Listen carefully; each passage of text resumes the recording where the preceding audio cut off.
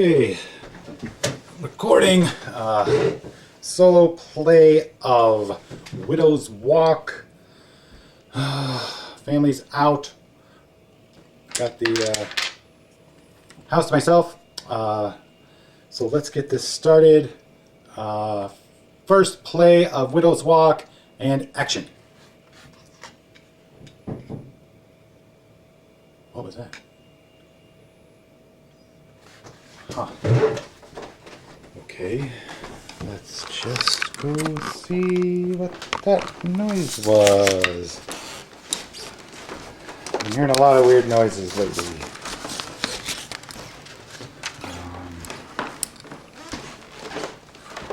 Okay. Alright, it's dark. Turn on the light. And the light doesn't work. Great. Oh wait, night vision.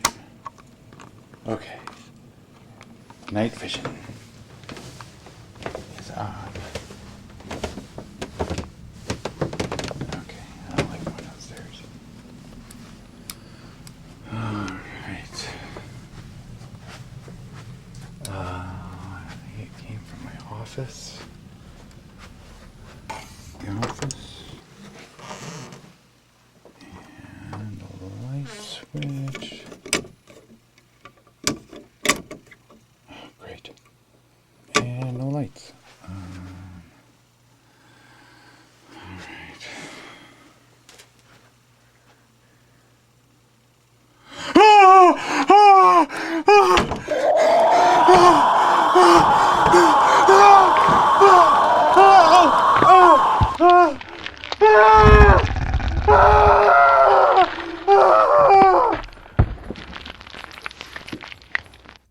Here you see a nice little setup of Betrayal at House on the Hill with the Widow's Walk expansion involved.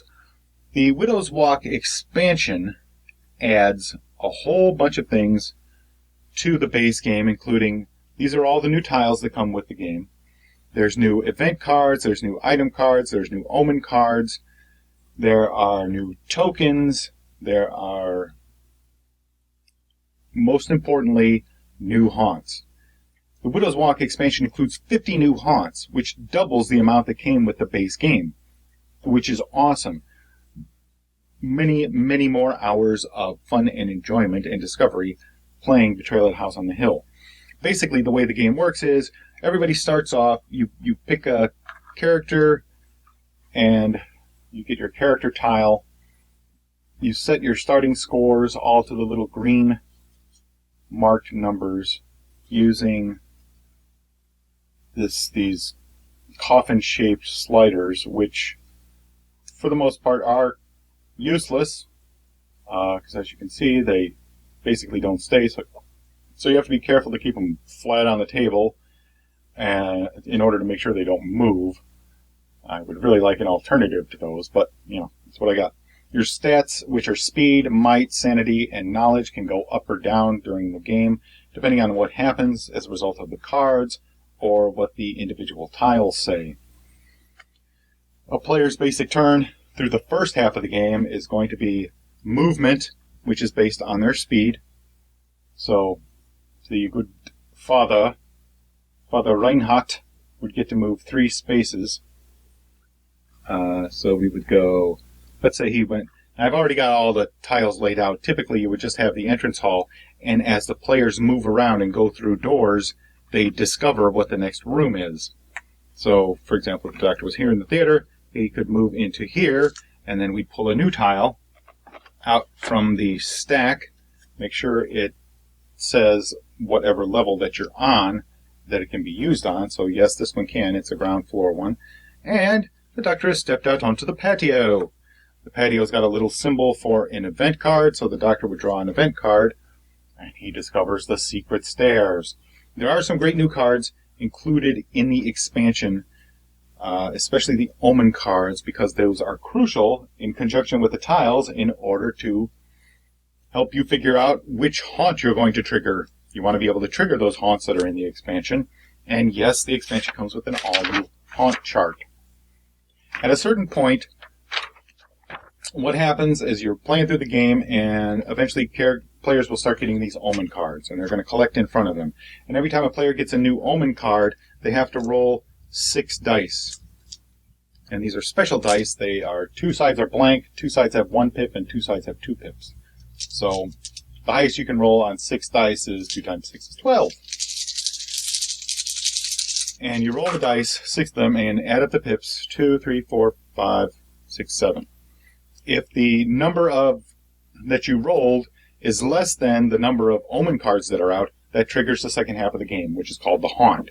So you spend all this time fleshing out the actual house, going through it, collecting items and omens and different, getting your scores to move around, hopefully higher, so that you're prepared for what happens. And then the haunt is triggered. Whoever actually triggers the haunt refers to this chart. There's one with the base game and there's one with this expansion. And you compare the omen card that triggered it to the actual room that you are in when that happened. And that gives you a number corresponding to the haunt that's going to happen. It will also tell you which person is going to be the traitor. Yes, the game includes a traitor. At this point, one of the players is going to turn horribly evil and have their own goal. That's why it's called Betrayal at House on the Hill, not Fun Times at the House on the Hill. So, whoever the traitor is will take the traitor's tome, look up the haunt number, and they're all marked, and follow the instructions in there. It'll tell them what they have to do to get ready to start, what their goals are, and also the other players get the Secrets of Survival book. It also has the haunt number, and it tells them what they have to do so that they can set it up, like in the Right Now section, and what they have to do in order to win. It's not always go kill the traitor or the traitor go kill all the other players. There are tons of things that can happen, and there is no telling. These haunts are vastly different from each other. So it's a completely different game each time you play. You play half the game exploring the house and figuring it out, which is also going to be different every time you play. And then the second half of the game is some crazy haunt, and everybody is rushing to either win as the traitor or as the players. And that's just a basic look on how you play Betrayal at House on the Hill with the Widow's Walk expansion. Oh, except one thing I forgot to mention. The expansion includes the dumbwaiter, which is nice. It's that little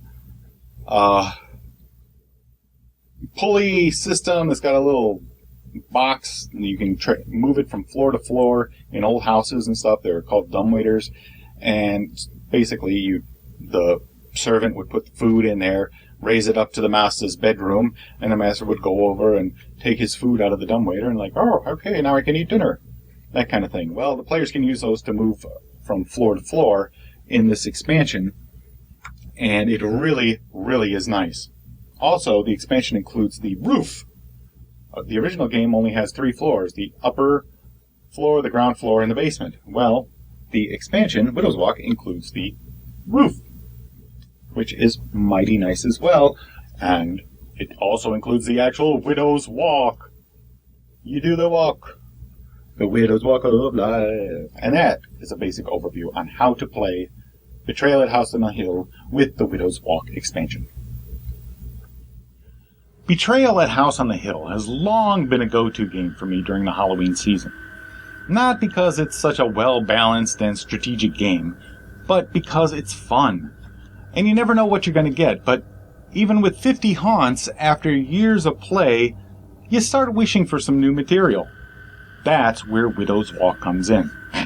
This expansion, developed by Mike Selinker, the original developer on Betrayal way back in 2003, does indeed breathe new life into Betrayal. There's a new floor, the roof, for the players to explore, along with new omens, items, and events, which are all very good. The addition of the dumbwaiter to help the players move from floor to floor is excellent and alleviates one of the problems the original game had, where it sometimes became very difficult to move around. New rooms bring new single-use abilities. Rooms like the chapel, the menagerie, the library, and a few others have special abilities that a player can only use the first time they enter the room.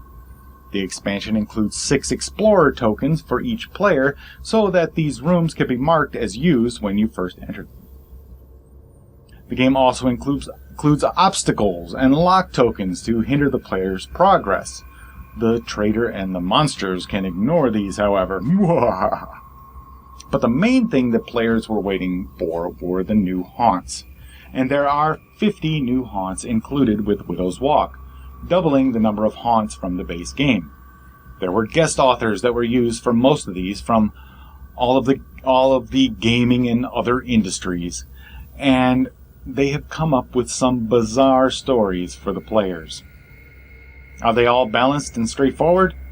No, not at all. Some lean heavily in either the players' or the trader's favor, and some are just downright confusing. But they are still fun, and they're in line with the spirit of the game. Some the players will think are duds, while others will come across as simply brilliant. There are definitely themes to titillate many different types of gamers. I don't want to spoil any of them, of course. Some are good, some are terrible, but there are definitely some gems in the new haunts. Regardless, there are a lot more adventures to be had with this expansion, and for those of us who love to play Betrayal at House on the Hill, it's a welcome addition to the game. Oh, and before I forget, there are actually 51 new haunts because there's a sort of mini-campaign in the game. There's 4 separate haunts that the players are supposed to keep track of when they complete each one, using a chart in the back of the Secrets of Survival book. Eventually, when you complete all 4 of these haunts over time, you'll have access to the Climax Haunt, the Season of the Witch, the 51st haunt. I thought this was an awesome idea, and I'm looking forward to playing it, although it will probably take quite a while for it to actually happen. One more hint. There is an FAQ on BoardGameGeek to provide some clarification to certain haunts and other head-scratching questions that pop up. I highly recommend you check it out if you pick up this expansion. Thank you for joining me in this review of the Widow's Walk expansion to Betrayal at House on the Hill from Avalon Hill and Wizards of the Coast. Let me know if you found this review helpful by leaving a comment or sending me an email at elliott_miller@voiceofe.com. Make sure to subscribe to the Voice of E channel on YouTube, as I'll have a lot more thematic game reviews, and you won't want to miss any of them. Tell your friends, tell your family, tell your friends' families to check out the Voice of E, and hopefully they'll subscribe too. Thanks again, and until next time, keep your mind free. Okay, so, no costumes that was murdered at the beginning of the video. Wait, oh, here we go. There we go.